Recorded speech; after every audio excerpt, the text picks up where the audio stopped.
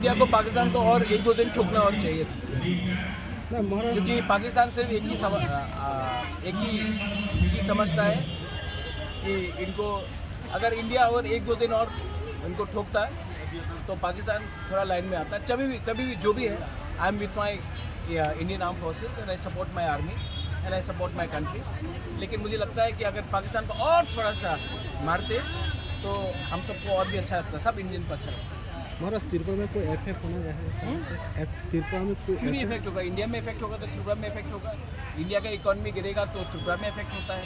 हम लोग आज अगर कुछ चीज़ अमेरिका में होता है तो पूरा विश्व में इफेक्ट होता है। अगर चाइना में कुछ होता है तो पूरा यूरोप में इफेक्ट होता है। तो अगर कश्मीर में या इंडिया में कुछ होता है तो हम त्रिपुरा में भी, नॉर्थ ईस्ट में भी इफेक्ट होता है। और हमारे बगल में तो है ही ना वो पड़ोसी बांग्लादेश, वो लोग तो चाहते हैं कि हम लोग ख़त्म हो जाए।